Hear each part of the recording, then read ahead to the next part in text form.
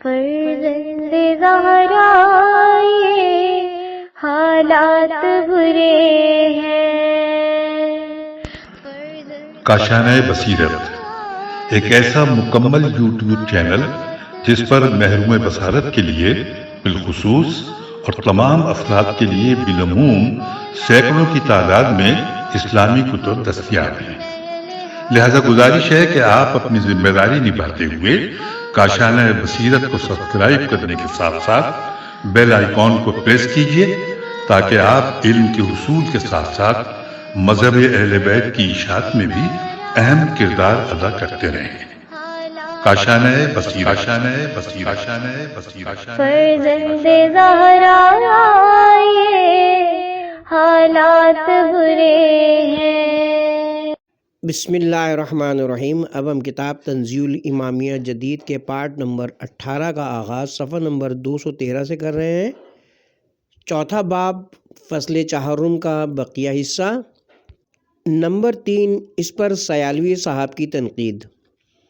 Number 1 علامہ ڈھکو صاحب نے کشف الغمہ میں مندرجہ روایات اور حضرت شیخ الاسلام کی پیش کردہ عبارات سے گلو خلاصی کا یہ اہتمام فرمایا کہ اس میں زیادہ تر روایات ہی اہل سنت کی کتب معتبرہ سے لیے گئے ہیں، لہٰذا ان کے جواب دہ ہی نہیں ہیں۔ لیکن جواب طلب امر یہ ہے کہ اگر وزیر با تدبیر نے اس کتاب کو جمعیہ کی رائے کے مطابق بنانے کی صحیح فرمائی تو اگر اس کتاب میں ایسی روایات درج ہیں جو شیعہ صاحبان کے نزدیک بالعموم اور اربلی صاحب کے نزدیک بالخصوص قابل قبول نہیں تھیں تو کتاب کے تالیف کرنے کا مقصد ہی فوت ہو گیا۔ یہ شیعی روایات اہل سنت کے نزدیک قابل قبول نہیں اور ان کی کتب سے منقولہ اہل تشیع کے لیے قابل قبول نہیں، تو یہ کتاب نہ شیعہ کے لیے قابل قبول ٹھہری اور نہ ہی خود اہل سنت کے لیے۔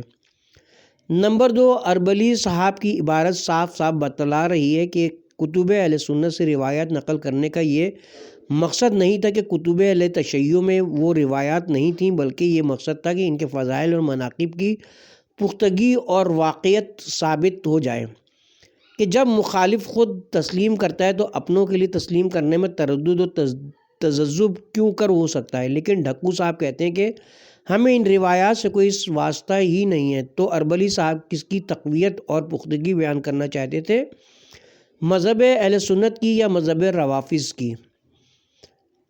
نمبر 3 اربلی صاحب کہتے ہیں کہ من کتب اصحابنا میں نے اپنی مذہبی کتابوں سے صرف وہ فضیلت نقل کی ہے جس کو جمہور نے نقل نہیں کیا۔ اس سے یہ بھی ظاہر ہے کہ شیعہ کتب سے صرف وہ روایت لی گئی ہیں جس کے ساتھ شیعہ منفرد ہے، اور جس میں منفرد نہیں وہ کتب جمہور سے نقل کی گئی ہیں تاکہ یہ کتاب سب کے نزدیک مقبول ہو۔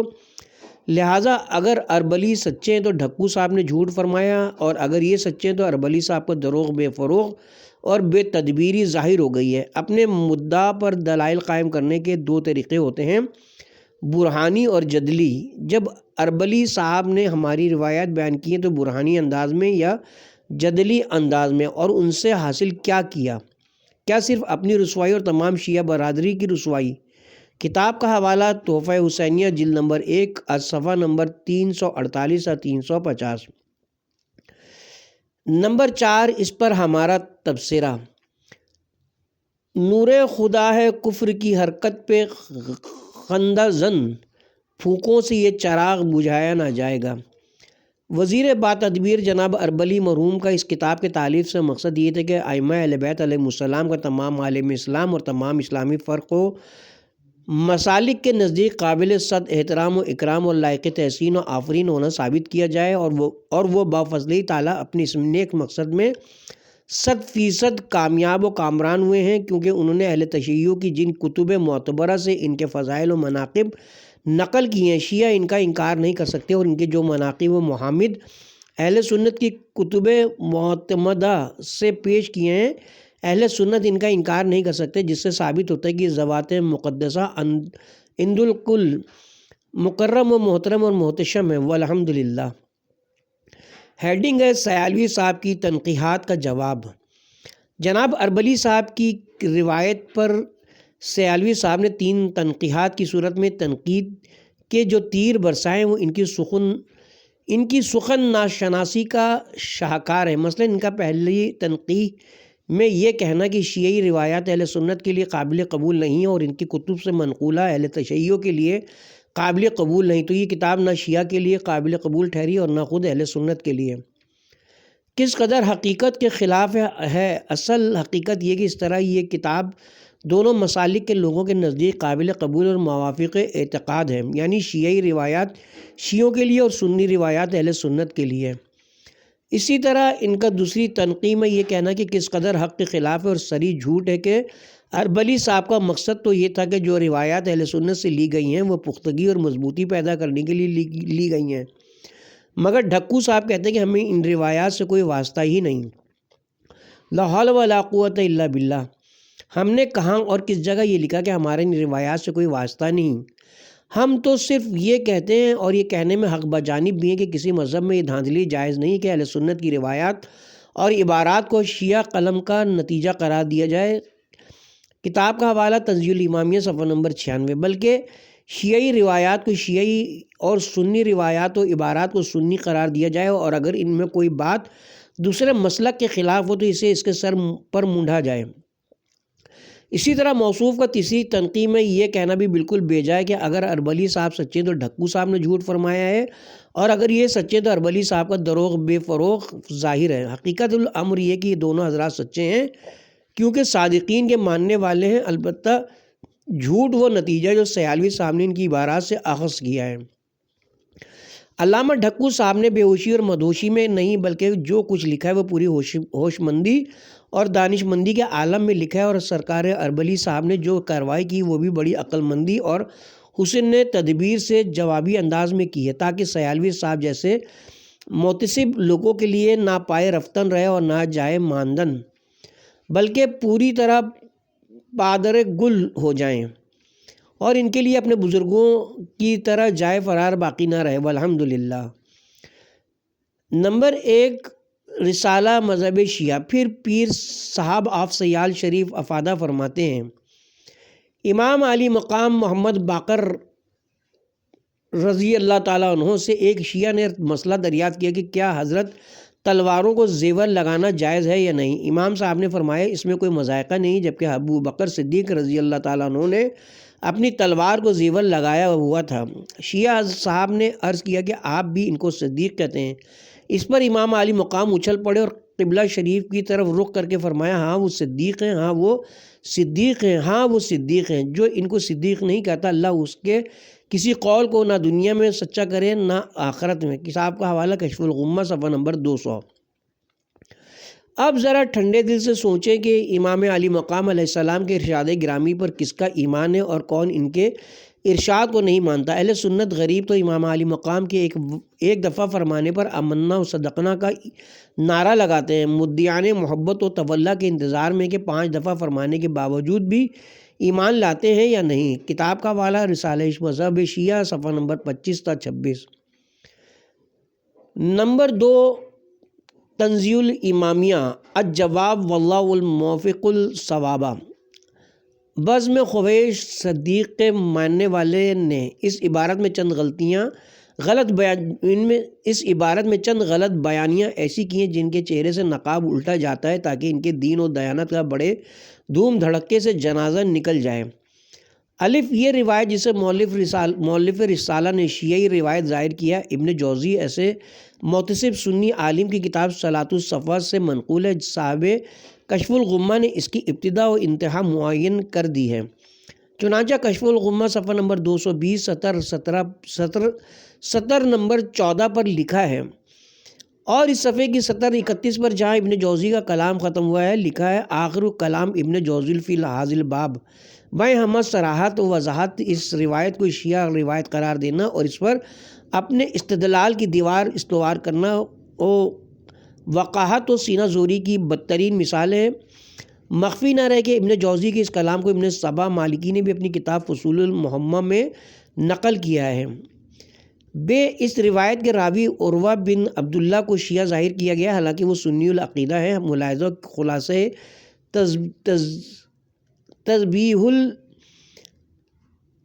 تذہیب الکمال جلد نمبر 1 صفحہ نمبر 223، تبع مصر۔ نمبر جیم، اس کلام باطل نظام میں امام علی مقام کے فرمان پر امنا و صدقنا کا نعرہ مستانہ لگانے کا بھی تذکرہ کیا گیا ہے، جو کہ سراسر واقعے کے خلاف ہے۔ کیا ہم پیر سیالوی سے یہ دریافت کر سکتے ہیں کہ آپ کی صحاح ستہ میں اہل بیت سے کس قدر روایات لیے گئے ہیں؟ نیز اہل سنت کی فقہ کا کہاں تک اہل بیت کی ارشادات پر دار و مدار ہے؟ کیا فقہی کتب میں ائمہ اہل بیت علیہ السلام کا ڈھونڈنے سے نام مل سکتا ہے؟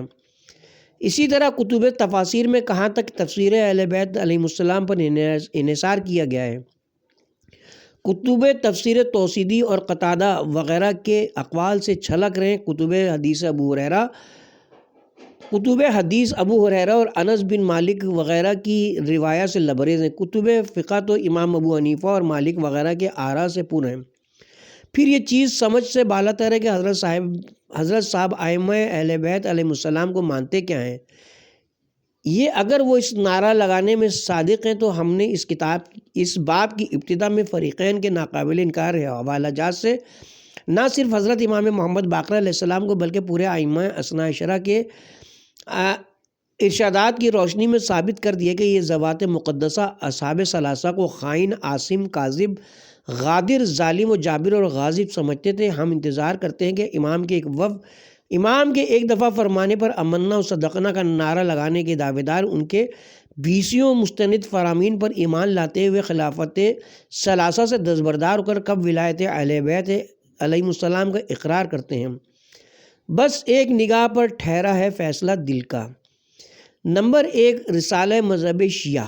بعد ازاں مؤلف اپنے رسالے میں یوں گوہر افشانی فرماتے ہیں: ایک شخص نے حضور اقدس علیہ السلام کی وصال کے بعد حضرت علی مرتضیٰ رضی اللہ عنہ کو کہا کہ میں آپ سے بیعت کرتا ہوں۔ جواباً شیر خدا فرماتے ہیں، کشف الغمہ صفحہ نمبر 23، مطبوعہ ایران۔ اس روایت نے بھی کئی مشکلیں حل کر دیں جو کسی صاحب بصیرت پر پوشیدہ نہیں۔ اول یہ کہ اگر حضرت علی مرتضیٰ کے حق میں وصیت ہوتی تو شیر خدا اس وصیت کے خلاف نہ خود عمل کرتے اور نہ ہی دوسروں کو اس وصیت کی مخالفت پر مجبور کرتے۔ دوم، خلافت کے انعقاد کے لیے اہل بدر کی رائے پر انحصار نہ قرار دیتے بلکہ وصیت کا ذکر اور اس سے عمل ضروری اور لازمی یقین فرماتے۔ کتاب کا حوالہ مذہب شیعہ صفحہ نمبر 52۔ نمبر 2، تنزیہ الامامیہ۔ شیعان حیدر کرار کا یہ عقیدہ ہے کہ نبی کی طرح امام کا مقرر کرنا بھی خداوند عالم کے قبضہ قدرت میں ہے۔ جس طرح تمام دنیا مل کر نبی منتخب نہیں کر سکتی، اسی طرح ساری کائنات مل کر امام بھی نہیں بنا سکتی۔ اور اس عقیدے کی صحت پر بیسیوں عقلی و سمعی ادلہ و براہین قائم ہے جن کے یہاں درج کرنے کی نہ گنجائش ہے اور نہ ہی ضرورت، کیونکہ یہاں تو صرف یہ دکھانا مطلوب ہے کہ مؤلف نے کشف الغمہ سے مذکورہ بالا واقعہ نقل کر کے چونکہ ہمارے اس مسلمہ عقیدے کی رد کرنا چاہیے وہ درست نہیں ہے، اور قواعد و مناظرہ کی روح سے اس واقعے کو ہمارے خلاف پیش کرنا غلط ہے، کیونکہ یہ واقعہ اہل سنت کی کتابوں سے ماخوذ ہے۔ چنانچہ کشف الغمہ صفحہ نمبر 23 سطر نمبر 5 پر یہ عنوان قائم ہے اور یہ کلام مسلسل سطر 32 تک پھیلا ہوا ہے۔ قال الخطیب ابو المعید الخوارزمی، جس کے ضمن میں یہ قصہ مذکور ہے۔ اس سے معلوم ہوا کہ یہ اس سنی روایت جو سعید بن مسیب سے مروی ہے کو از روئے قانون درایت شیعوں کے خلاف پیش نہیں کیا جا سکتا۔ وہو المقصود۔ نیز پیر سیالوی کو اس قصے پر اتنا خوش نہیں ہونا چاہیے کہ اس نے کئی مشکلیں حل کر دیں، بلکہ اس نے تو ان کے لیے نئی مشکلات کا دروازہ کھول دیا ہے۔ وہ اگر یہ تسلیم کرتے کہ خلیفہ سازی کا حق صرف تمام اہل بدر کو ہے، تو اس سے ان کو خلیفہ ثلاثہ کی خلافت سے بھی دستبردار ہونا پڑے گا، کیونکہ ابو بکر صاحب کی بیعت صرف عمر صاحب کی بیعت کرنے سے، جیسا کہ شرح موافق صفحہ 733 طبع 9 لکشور میں مذکور ہے، یا ان کی دیگا مشتی سے اور بعض لوگوں کی بیعت کرنے سے عمل میں آئی، اور پھر دوسرے صاحب کی بیعت پہلے صاحب کی وصیت سے اور تیسرے صاحب کی مقرر کردہ شورا کمیٹی کے رکن اعظم عبد الرحمن بن عوف کی بیعت کرنے سے وجود میں آئی۔ تفصیلی واقعات دیکھنے کے شائقین شرح مواقف صفحہ نمبر 733، الامامہ و سیاست جلد نمبر 1 صفحہ نمبر 6/14 تاریخ طبری جلد نمبر 3 صفحہ نمبر 199 تا 202 اور از صفحہ نمبر 207 تا 213 وغیرہ ملاحظہ فرمائیں۔ جب پہلی خلافت ہی غلط ثابت ہو گئی تو اس سے دوسری اور تیسری خلافت کا بطلان روز روشن کی طرح واضح و عیاں ہو جاتا ہے۔ نمبر 1 رسالہ مذہب شیعہ۔ بعد ازاں پیر سیالوی تحریر فرماتے ہیں، کشف الغمہ صفحہ نمبر 187 پر اہل کوفہ کے دعوت ناموں کی بینہید عبارت کی نقل موجود ہے، ملاحظہ فرمائیں۔ جب یعنی حضرت حسین بن علی امیر المومنین کی طرف سے ان کے شیعوں کی جانب سے یہ دعوت نامے ہیں، اس کو دوبارہ پڑھتے ہیں اس لائن کو پوری کو۔ حضرت حسین بن علی امیر المومنین علیہ السلام کی طرف ان کے شیعوں کی جانب سے یہ دعوت نامے ہیں، آپ پر اللہ تعالیٰ کا سلام ہو۔ اس کے بعد گزارش ہے کہ لوگ آپ کے انتظار میں ہیں، آپ کے بغیر ان کی نگاہ کسی پر نہیں پڑ رہی ہے۔ اے اللہ کے رسول کا خانوادہ جلد از جلد تشریف لائیے تاکہ یہ انتظار بھی ختم ہو۔ کتاب کا حوالہ رسالہ مذہب شیعہ صفحہ نمبر 28۔ نمبر 2 تنزیل الامامیہ الجواب بفضل اللہ التواب۔ پیر سیالوی نے بھی یہاں اپنے دوسرے معتصب بھائیوں کی طرح یہ ثابت کرنے کی ناکام کوشش فرمائی کہ جناب سید الشہداء علیہ السلام کے قاتل شیعہ تھے، مگر ان کو معلوم ہونا چاہیے کہ ان کا یہ خواب قیامت تک شرمندہ تعبیر نہیں ہو سکتا، اور وہ ان کے چہیتے خلفاء شہادت امام حسین علیہ السلام کی ذمہ داری سے کبھی سبکدوش نہیں ہو سکتے ہیں۔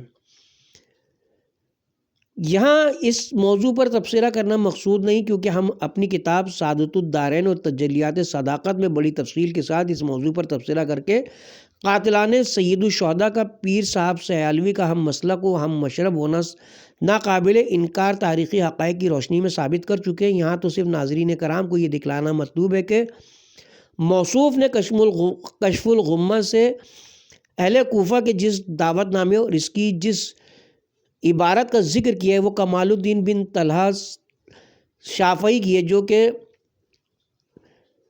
اور صفحہ نمبر 188 70 27 پر جا کر ختم ہوتی ہے۔ اس بیان سے واضح و عیاں ہے کہ عبارت اہل سنت والجماعت کی ہے، درجہ اعتبار سے ساقط ہے۔ اس کو ہمارے خلاف پیش کر کے اس سے کوئی مطلب ثابت کرنا اصول مناظرہ کے سراسر خلاف ہے۔ نمبر 3 ان ارادات اور جوابات پر اشرف سیالوی کی تنقید۔ بموجب کھسیانی بلی کھمبا نوچے۔ جناب مولوی اشرف سیالوی صاحب سے کوئی بات تو بن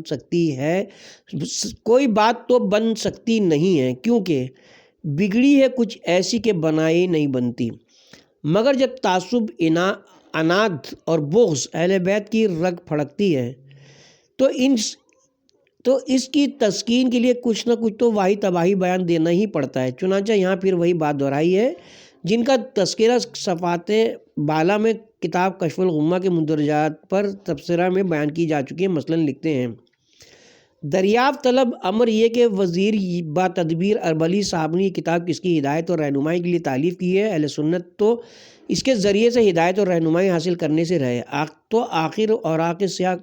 تو آخر اوراق سیاہ کرنے کا فائدہ کیا رہا؟ امام علی مقام علیہ السلام نے قرآن سے استدلال کیا ہے، مہاجرین کا شان اخلاص اسلام کی خاطر سب کچھ قربان کرنے، پھر انصار کی خدمات اور امتیازی علامات گنوا کر دریافت کیا کہ تم ان میں سے ہو۔ اہل اسلام کے تیسرے گروہ کی علامت بہرحال یہی ہے کہ وہ پہلے گزرے ہوئے بھائیوں کے حق میں دعا کریں اور تصریح مرتضیٰ رضی اللہ عنہ نظر نواز ہو چکی کہ خلفائے سابقین اور شیخین رضی اللہ عنہ مہاجرین اولین میں سے ہیں۔ کتاب کا حوالہ تحفہ حسینیہ جلد نمبر 1 صفحہ نمبر 356۔ نمبر 4 اس پر ہمارا تبصرہ۔ ظاہر ہے کہ یہ کتاب مستطاب ان خوش قسمت لوگوں کی ہدایت اور رہنمائی کے لیے لکھی گئی ہے جو دیدہ بینا اور گوش شنور رکھتے ہیں اور کانوں اور آنکھوں کے دریچے کھلے رکھتے ہیں اور تعصب کی پٹی اتار کر اور اندھی تقلید کا دامن چھوڑ کر ہر سنی اور ہر دیکھی ہوئی بات کو عقل سلیم کی میزان پر تولتے ہیں اور پھر عمدہ بات کو قبول کرتے ہیں اور غلط بات کو دور پھینک دیتے ہیں۔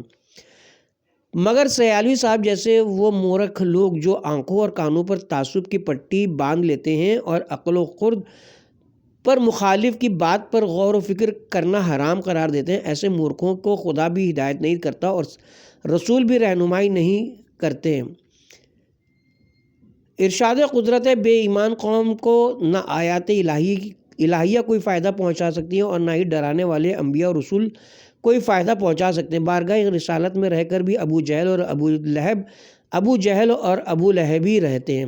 سچ ہے کہ نہ ہو طبیعت ہی جن کی قابل وہ تربیت سے نہیں سنورتے، ہوا نہ سر سبز دریا میں رہ کے عکس سے سر و کنار جو کا، شیعان حیدر کرار نہ صحابہ کرام کی عظمت کے منکر ہیں، نہ انصار کی جلالت کے اور نہ ہی تابعین کی جزالت کے۔ ہاں البتہ ان سب میں اسلام، ایمان اور اخلاص کا ہونا لازم ہے، جیسا کہ ارشاد قدرت ہے،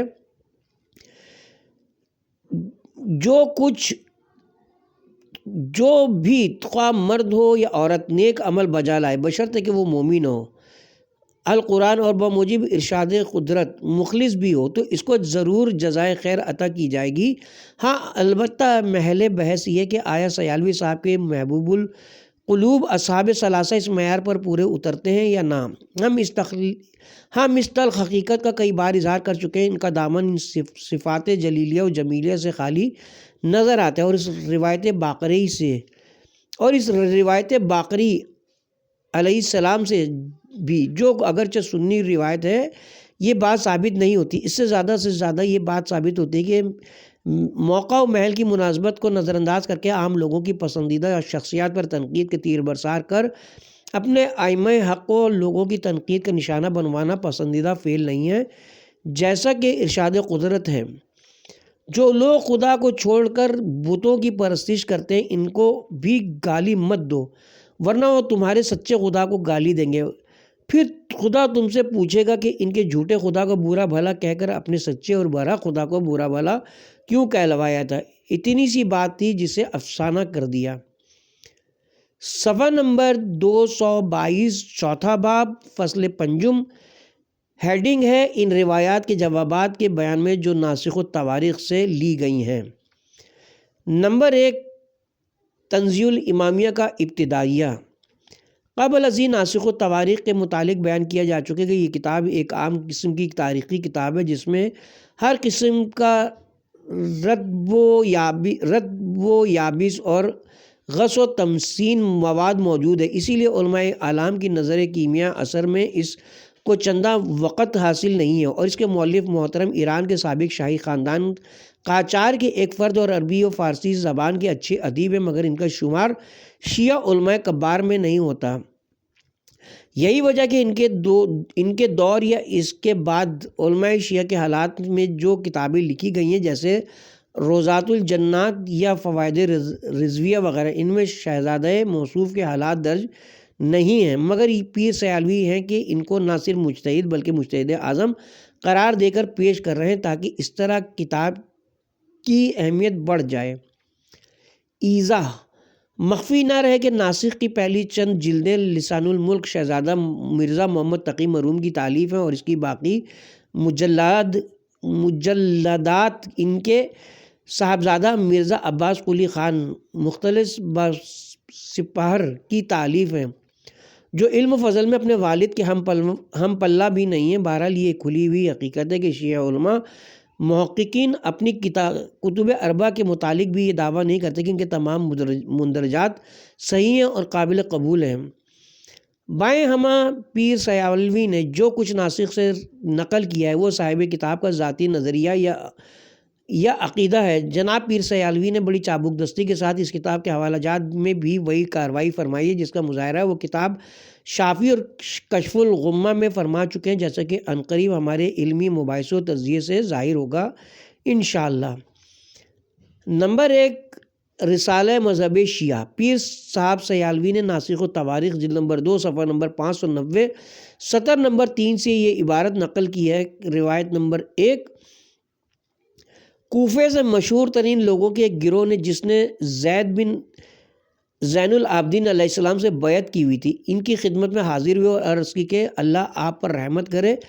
ابو بکر صدیق اور عمر رضی اللہ عنہ کے حق میں آپ کیا فرماتے ہیں؟ آپ نے جواب دیا کہ میں ان کے حق میں سوائے کلمہ خیر کے اور کچھ کہنے کے لیے تیار نہیں، اور اپنے خاندان سے بھی ان کے حق میں سوائے کلمہ خیر کے میں نے کچھ نہیں سنا۔ صاحب ناسخ التواریخ کہتے ہیں کہ عبداللہ بن اعلیٰ سے جو روایت لی جاتی ہے، امام کا یہ فرمان اس روایت کے سراسر خلاف ہے۔ حاصل یہ ہے کہ حضرت زید بن علی نے فرمایا کہ ابو بکر و عمر نے کسی پر بھی ظلم نہیں کیا اور اللہ کی کتاب اور سنت رسول پر کاربند رہے۔ رسالہ مذہب شیعہ صفحہ نمبر 20۔ نمبر 2، تنزیہ الامامیہ الجواب واللہ موفق الصواب۔ ناسخ التواریخ طبع دارالخلافہ تہران 1315 ہجری ہمارے پیش نظر ہے۔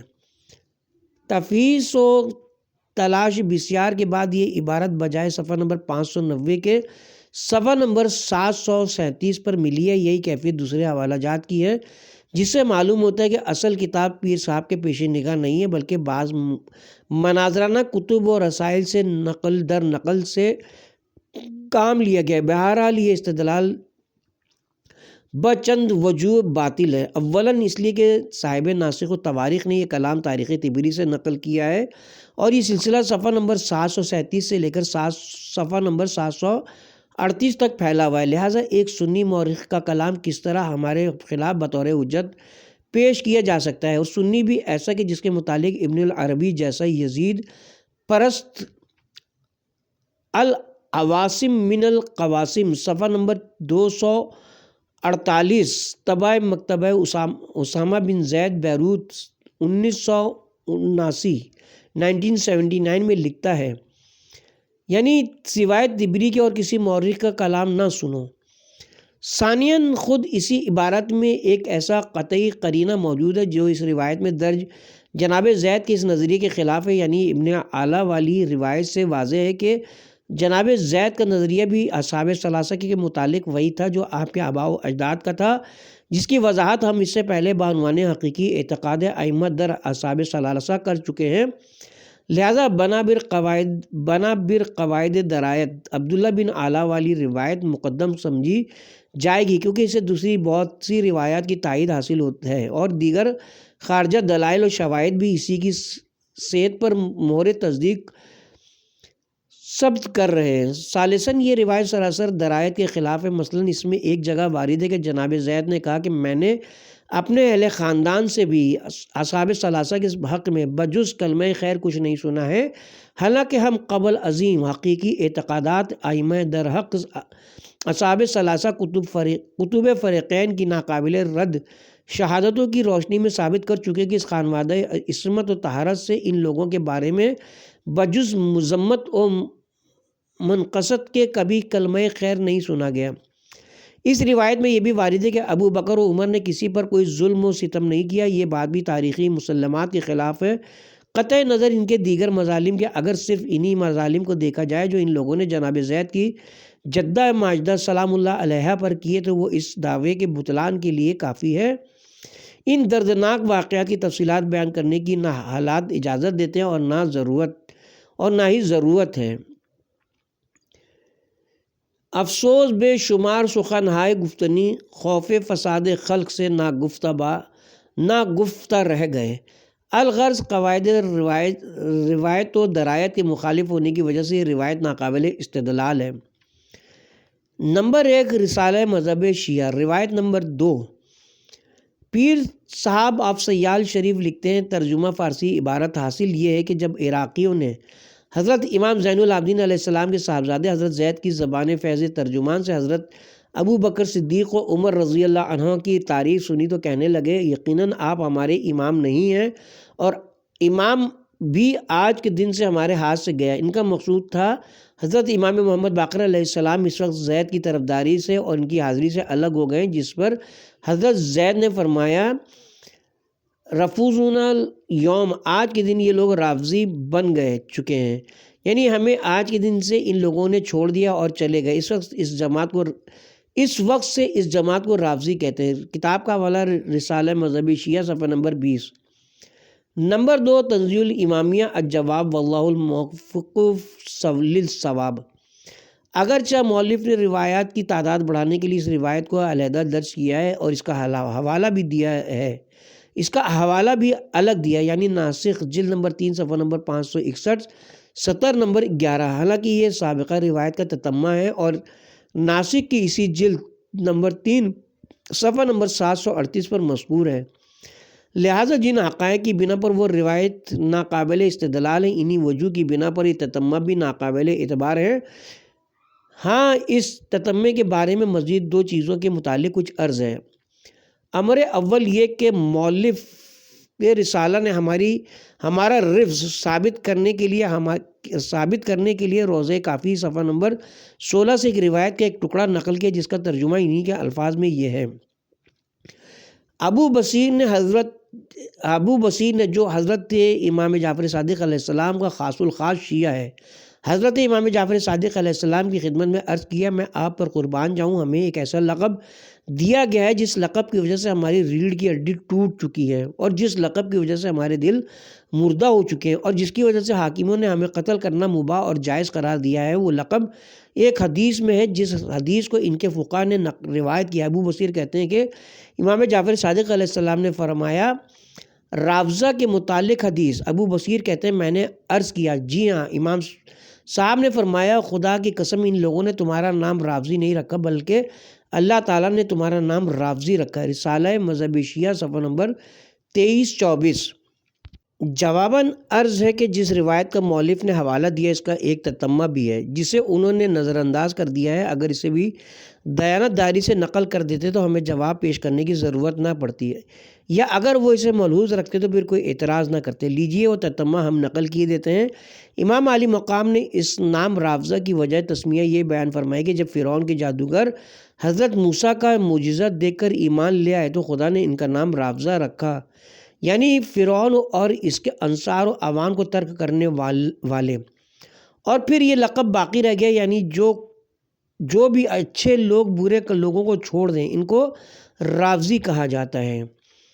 اس حدیث سے 2 باتیں ثابت ہوتی ہیں۔ اول یہ کہ لفظ کے لغوی معنی چونکہ ترک کرنے کے ہیں، اس سے معلوم ہوتا ہے کہ یہ لفظ فی نفسہی نہ اچھا ہے نہ برا، بلکہ اس کی اچھائی یا برائی اضافی ہے۔ لہٰذا اگر کسی اچھی چیز کو ترک کیا گیا تو یہ لفظ برا تصور ہوگا، اور اگر بری چیز کو ترک کیا گیا تو اچھا سمجھا جائے گا۔ دوم یہ کہ پہلے یہ لقب خداوند عالم کی طرف سے ساحران فرعون کو دیا گیا، جو اعجاز موسوی دے کر بلا خوف لومۂ لائم ایمان لائے، اور ان کے بعد یہ لقب قیامت تک باقی ہے۔ یعنی جو بھی گروہ فرعون صفت افراد سے بیزاری اختیار کر کے موسیٰ صفت ذوات مقدسہ کے دامن سے متمسک ہو جائے تو اسے رافضی کہا جاتا ہے۔ شکر کا مقام ہے کہ یہ سعادت شیعان علی کو حاصل ہے۔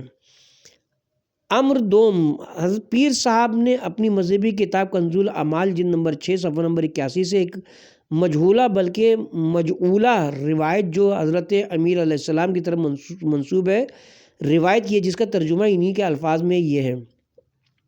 حضرت سیدنا علی مرتضیٰ رضی اللہ عنہ فرماتے ہیں کہ آخر زمانے میں ایک فرقہ نکلے گا جس کا خاص لقب ہوگا، جس کو لوگ رافضی کہیں گے۔ اسی لقب کے ساتھ ان کی پہچان ہوگی۔ وہ لوگ ہماری شیعہ ہونے کا دعویٰ کریں گے، اور در حقیقت ان کے ہماری جماعت سے نہ ہونے کی دلیل یہ کہ وہ لوگ ابو بکر صدیق اور عمر فاروق کے حق میں سب بکیں گے تو ان کو قتل کر دینا، کیونکہ وہ مشرک ہوں گے۔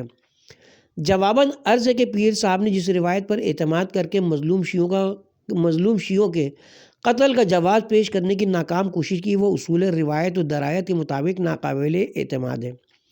روایت کے لحاظ سے اس طرح کہ یہ ان کی اپنی مذہبی کتاب کی روایت ہے، جو بموجب جسے ہمارے خلاف بطور حجت پیش نہیں کیا جا سکتا، کیونکہ علم مناظرہ و کلام کا یہ مسلمہ قاعدہ کے استدلال میں مد مقابل کے مسلمات پیش کی جاتے ہیں۔ اسی بنا پر مؤلف نے اپنے رسالے کے صفحہ نمبر 10 پر لکھا ہے، شروع سے لے کر تمام روایات صرف اہل تشیع کی معتبر ترین اور مسلم ترین کتابوں سے لکھ رہا ہوں۔ ان سے کوئی پوچھے کہ آیا کنز الاعمال بھی شیعوں کی معتبر ترین کتاب ہے؟ کون نہیں جانتا کہ کنز الاعمال اہل سنت کے مسلم ثبوت محدث شیخ علی متقی کی تالیف و ترتیب اور اصل کتاب جمع الجوامع امام اہل سنت جلال الدین سیوطی کی لکھی ہوئی ہے، اور درایت کے اعتبار سے اس طرح کے اس روایت میں مذکور ہے کہ ابو بکر و عمر کو برا بھلا کہنے والے رافضی آخری زمان میں پیدا ہوں گے، مگر خود پیر صاحب فرماتے ہیں کہ جو لوگ زید کو چھوڑ گئے تھے وہ رافضی تھے اور وہ شیخین کو برا سمجھتے تھے، اور یہ بھی اوپر ثابت کیا جا چکا ہے کہ یہ لقب عہد موسوی سے چلا آ رہا ہے کہ باطل کو خیر بات کہہ کر حق سے وابستہ ہونے والے لوگوں کو رافضی کہا جاتا ہے۔ اور محدث دہلوی شاہ عبدالعزیز نے تحفہ اثناء شریعہ میں لکھا ہے کہ یہ فرقہ جناب امیر علیہ السلام کے عین حیات میں 35 ہجری میں پیدا ہو گیا تھا۔ علاوہ بری اگر مؤلف کی مراد رافضیوں سے شیعان علی ہے تو پھر یہ بات بھی واقعے کے خلاف ہے کہ رافضی ابو بکر و عمر صحابان کو سب بکتے ہیں، کیونکہ مذہب شیعہ میں تو بموجب حکم پروردگار کفار کو بھی سب کرنا گالی دینا روا نہیں ہے۔ نیز یہ بات بھی حقائق کے سراسر خلاف ہے کہ شیعہ مشرک ہیں، حالانکہ وہ خداوند عالم کو ذات و صفات افعال اور عبادات میں واحد و یکتا مانتے ہیں۔ ویسے اگر پیر صاحب کو اپنے اسلاف کی تقلید و تعصیب میں بلا وجہ صرف ولایت اہل بیت کے جرم میں ہمارے خون ناحق میں ہاتھ رنگین کرنے کا شوق ہے تو ہم عرض کریں گے تو مشق ناز کر خون دو عالم میری گردن پر۔ اس کے ساتھ ہی ہم یہاں پہ کتاب کے پارٹ نمبر 18 کا اختتام کرتے ہیں اور کتاب کے پارٹ نمبر 19 کا آغاز صفحہ نمبر 227 سے کریں گے۔ ہیڈنگ ہوگی نمبر 1 رسالہ مذہب شیعہ۔